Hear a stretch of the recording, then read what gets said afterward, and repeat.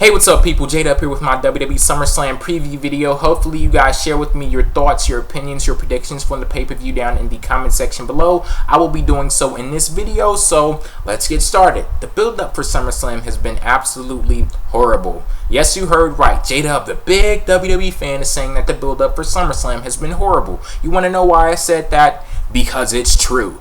You have to take into account that this is one of WWE's big 4 pay-per-views of the year. They're even promoting this as the WrestleMania of the summer. Well, you know what? Actually, I think that would be a perfect analogy because WrestleMania 26, the build-up for that pay-per-view sucked ass, and the build-up for this one is sucking ass too. So I guess SummerSlam is the WrestleMania of the summer.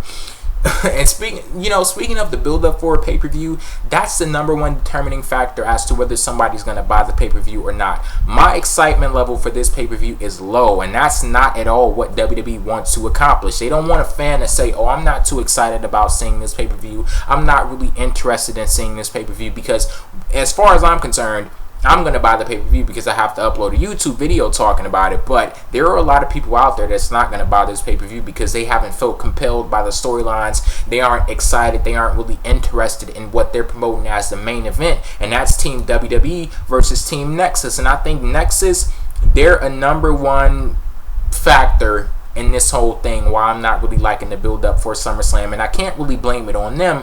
I'll blame it on the writers. I blame it on the creative team because the creative team, they went for that instant gratification in the beginning, and a lot of the fans, me even being one of them, were sitting at that table just eating it up. For those first 3 weeks, we were like, oh, this was great. It was so unpredictable.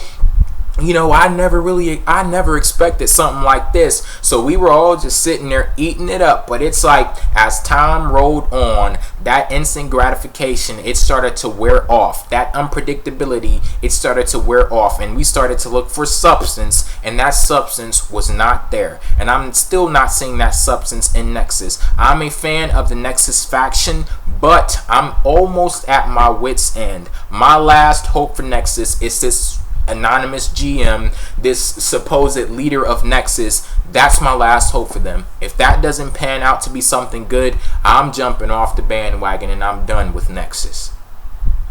They're trying to promote them as such a legitimate threat, and honestly, I don't think that they've invested enough time in developing Nexus and building them up for them to be a legitimate threat, main eventing a pay-per-view, let alone one of WWE's biggest pay-per-views of the year.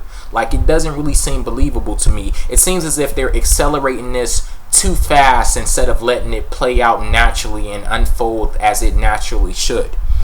So, with that being said, let's move on to the matches. I'm not really excited for the build-up for SummerSlam. I want to know what you guys think of the build-up, because I think that's really important when you're deciding whether you want to buy a pay-per-view or not. Because even if the show turns out to be good, you won't know how the show turns out to be good if you're sitting here on a Sunday or Saturday, the day before pay-per-view goes on.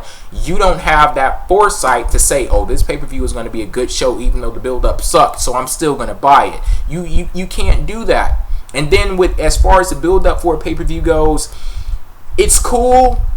And I'm not saying that Raw has been, don't get confused or anything. Like, even though I said the build-up for SummerSlam has been horrible, I'm not saying that WWE TV has been horrible leading up to the build-up for SummerSlam, because the storylines, they're cool enough to sit there and watch them on free TV. But then when you start to realize from hindsight what the stakes are, it's not too cool. Like, it's all right to sit up and watch it as free TV, but then when you look and see what they give you and then they expect you to buy something, that's where the issue comes into play.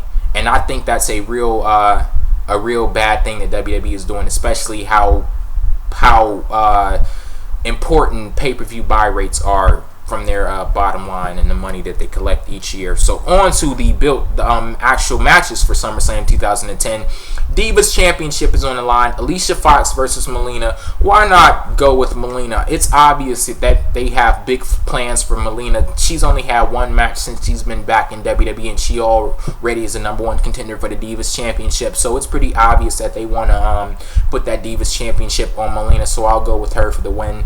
Next match I'm going to discuss, the Big Show versus the Straight Edge Society. I will be talking about this later on in the week, but the Straight Edge Society, they used to be so hot a couple of months ago. They've completely cooled off. I'm not too interested in what's going on with them. Maybe they're going to go through a breakup. Who knows? But I'll go with the Big Show for the win in this one. He's going to win somehow, and maybe that'll start the wheels into motion for a Straight Edge Society breakup. Intercontinental Championship is on the line. Dolph Ziggler versus Kofi Kingston. I'm so happy that Dolph Ziggler is the Intercontinental Champion. He should have won it last year when he was feuding with Rey Mysterio, but, you know, I digress. He has the Intercontinental Championship right now. He just won it, like, not this last episode, but the episode before last on SmackDown, so I'll go with him to retain that championship, and I'm really enjoying this evolution of Kofi Kingston's character. I'll be talking about a lot of SmackDown topics later on in the video, but let's get back to SummerSlam. World Heavyweight Championship is on the line. Kane versus Rey Mysterio. I'll go with Kane for the win on this one. I think Kane is going to, pull it out. He's been... My interest in SmackDown has gone up since he's won the World Heavyweight Championship, because they've had two poor world title reigns in a row with Rey Mysterio and Jack Swagger. And Kane, I think he's, boosting SmackDown up a little bit. Hopefully they don't take the belt off of him. And maybe we'll get this whole Kane versus The Undertaker storyline. A lot of people are predicting this. Maybe Kane was the one who attacked his brother. We'll see if Undertaker makes his return to SmackDown again. To SummerSlam again this year, just as he did last year. Another match, WWE Championship, Sheamus versus Randy Orton. I'll go with Sheamus to retain on this one. I really want to see Sheamus keep this title, but it's kind of like interesting, because honestly I think both of these guys need a win at this pay-per-view, but I think Sheamus needs it a little more than Randy Orton does. Randy Orton, I don't want to see him with the WWE Championship until WWE puts him in a big feud to solidify this new character of his. He's playing an anti-hero now. He hasn't had much of a big feud in this new evolution of his character, and I think that they should hold off giving him the WWE Championship until he gets that big feud.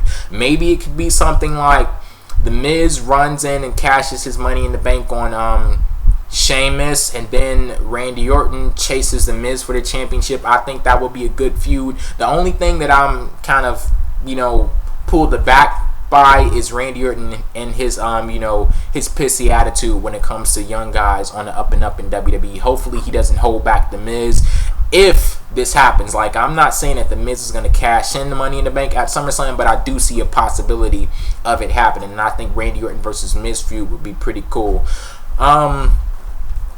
Then we have the final match of the night, Team WWE versus the Nexus. I pretty much gave you guys my thoughts on Nexus. Team WWE, Chris Jericho and Edge, they rejoined the team in an unenthusiastic, anticlimactic way on this last episode of Raw. It's just they were walking off and they were like, hey, you want to go back?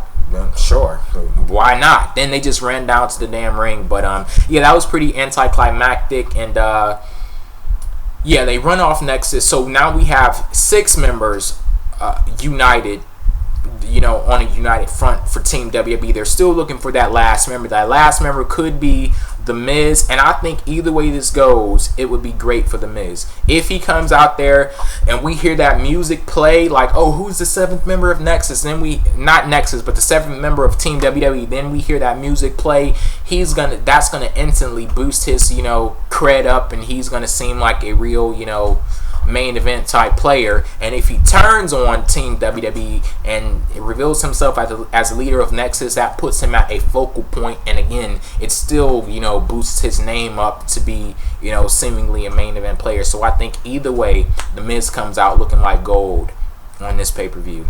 As far as who's gonna win, I'll go with Nexus for the win, but I don't know what WWE is gonna do after this pay-per-view, because honestly I think they painted themselves in a corner with this match, because it seemed like it was too early to me to end this whole Nexus thing, because it seems like they have so far to go, because I haven't really seen much from them besides the run-ins and the attacks and things. It seems like they could do so much with Nexus, so I don't think they're gonna end at this pay-per-view, so I'm guessing that means that they're going to win this match. But then what happens with Team WWE after all these former world champions are defeated by a bunch of rookies?